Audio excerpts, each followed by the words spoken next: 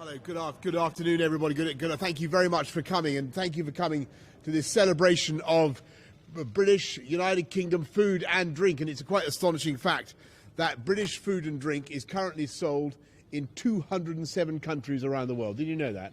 207. I think that's more. That's what it said in my brief. That's actually more countries, I think, than are in the United Nations. So I think we want to check that statistic. But it's clear that the whole world is getting British food and drink, and every month that goes by, we are selling more and more. And what we are doing is finding new markets with the new deals that we are doing. So the Japanese have been persuaded to take more Stilton than ever before.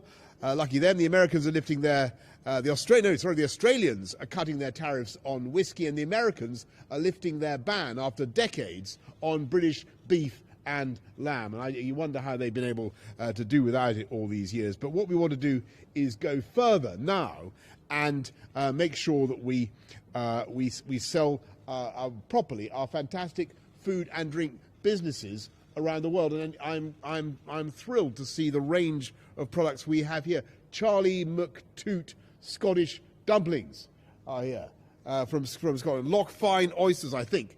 Lochfine oysters. The Isle of Harris distillery. We've got from Wales, we've got Craddock's crackers. Anybody? Craddock's savoury biscuits.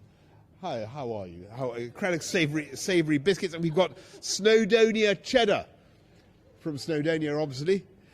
From Northern Ireland, we've got Tayto crisps. I'm a devotee. My figure is a testimonial to the benefits of Tayto crisps. They once gave me which I declared, of course, a big packet of Tayto crisps. And from England, we've got all sorts of wonderful things from England. I haven't got time to read them all out, but we've got Wilkins jam from Essex, a wonderful family business, and Montezuma chocolates. Who'd have thought it? Montezuma chocolates. Now, all these are fantastic UK food brands, but I've got to tell you a terrible thing. Only one in five of UK food and drink businesses currently sells around the world. What is going on with the rest? I feel a bit like Liz Truss. What is going on with the rest of them? So, well, what we want to do is to help, and that's why we are putting in trade and investment teams in all embassies around the world, with a particular individual devoted to expanding the exports of UK food and drink. This is a huge market. It's a huge opportunity.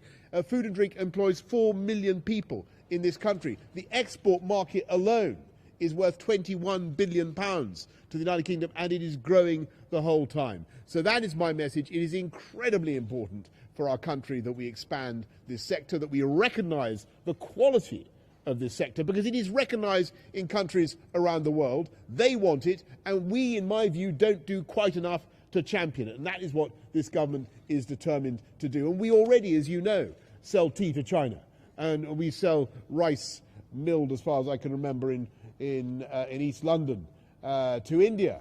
We do, and we sell chocolate cake to France, but we also sell cheese to France, in growing quantities of cheese that we sell to France. And if we can do that, frankly, there is no limits to what we can achieve with a proper food and drink export strategy. So thank you all very much for coming. This is an absolutely vital industry for our country and for our future.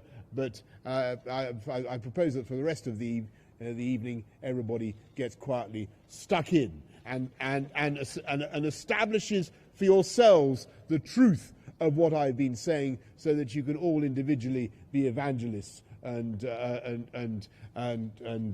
sales people for UK food and drink. Thank you all very much. Thank you.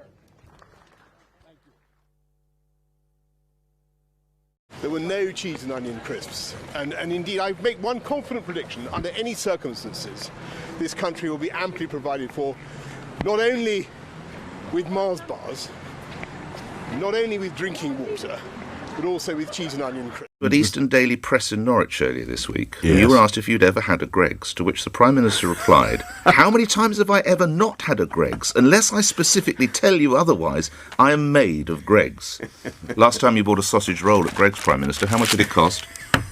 I don't know. I give up. You have no idea. But you've just told me that you're made of Greggs, so you must eat these sausage rolls all the time. I don't know. £1.90. I have no idea. It's a pound. Pound. Prime Minister, Anyway. thank you for appearing here. I've LBC. also eaten